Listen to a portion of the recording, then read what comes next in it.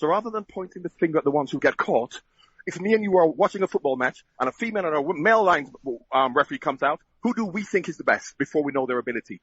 You won't say the male because you're going to get cancelled or sacked, but I'm quite comfortable in saying that because of what life has wrongly shown me about women's ability to referee a football match. So don't blame me. Blame the environment I brought up to make me think that way. So unfortunately, people get caught, and people who think the exact same thing.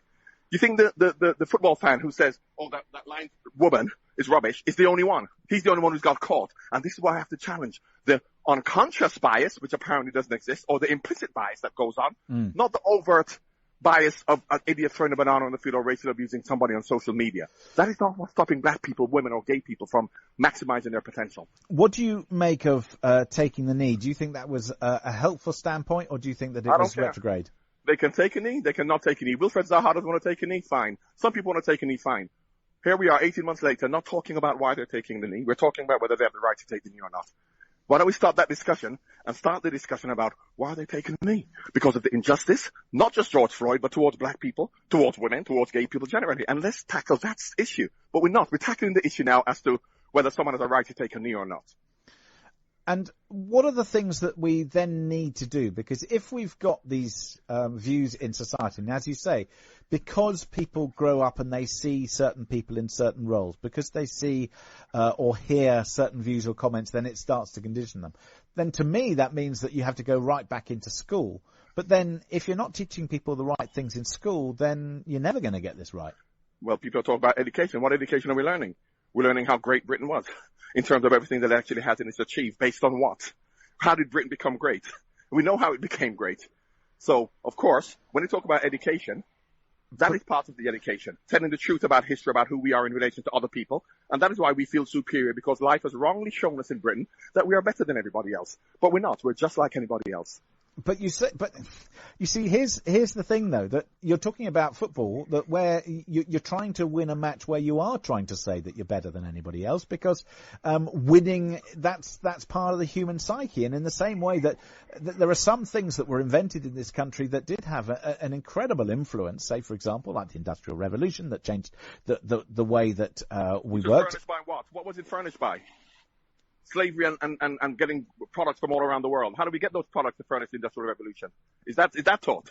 Well, it's part of it, and certainly when I was taught, that was part of it. And it. Oh, you were taught about the 18 inches of under the hole where these black slaves were taken to the Caribbean to get the sugar to come back to furnish the Industrial Revolution. You were taught about that, about the slave ships and the Middle Passage. Well, I wasn't. I went to school in England. Okay, well, I want to talk about the horrors of Africa, Indonesia, and all of these countries where Britain colonized and then were mistreated those people. So the point I'm making, let's not go back in history. However, let us learn from it. Well, you learn from it, but also if you start to paint this country in a bad light in every respect, then that's just as bad as not teaching it at all, isn't it? Absolutely. So why don't we be more balanced?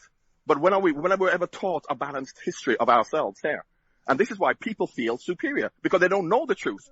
But then they don't know the truth. But then you see, but then also, don't we need to tell the story that, say, for example, I mean, when all of that stuff was going on, people accused me of being posh and this and that. But my family wasn't even here. They weren't even in this country. They were living elsewhere under oppression. So, so it happens. So exactly. But we like to point the finger on other people who live under oppression, but not ourselves. We want to talk about the oppressive communist regime. We want to talk about the oppressive Saudi Arabian regime. But we don't talk about the oppression that we instilled on the majority of the world. We don't talk about that. But then that is history, and we also dismantled that. So if you want to spend too much time talking about the history, then you're not going to talk about the today and the to now, are you? We haven't dismantled it. Have we talked about Winston Churchill wanting to have the slogan of Tory, keep England white? That's what he wanted, keep England white. Winston Churchill wanted that slogan, but the Tory party said no. Are we talking about that? Are we talking about what he actually did in the north? Are we talking about what happened in the Sudan? We're not. We learn the great things about what we've done, which is fine, and we have done. So therefore, I'm not going back in history to then say how terrible everything was, because I live here and I'm part of this. However, we have to be balanced, because when we're not balanced, what we then assume is that everybody else around the world, from their communists or from their Muslims or from people might hear what you're saying, and they're saying, but that's not balanced either, because you've got No. I'm always balanced. I'm trying to redress the balance. So I say Winston Churchill did a great thing. He was a great man in wartime. But we're always talking about how great we are. So in trying to redress the balance, we'll say, hang on a second. Yes, Britain is great. A little country doing what it did, but how did it did what it did? So what I'm saying is that the legacy of that, the legacy of what we've done is creating an environment here now where people feel superior because of what we have told them about what we have done. And we also blame other countries, other communist societies, Saudi Arabia and for human rights when we were exactly the same. I'm not going to be a Churchill apologist, but so in 1955 when Churchill expressed his support for the slogan "Keep Britain White" with regards to immigration from the West Indies. He didn't suppress it. He wanted to. He didn't support it. He wanted it. Okay, well, whether he wanted it or supported it, I don't know. I wasn't there. But aren't we looking at part of the problem when we talk about immigration, and we talk about immigration, it's not just about colour, it's also about how different people have come to this nation. And look, I'm part of this because my lot came over, over a century ago, and there was quite a lot of resistance then.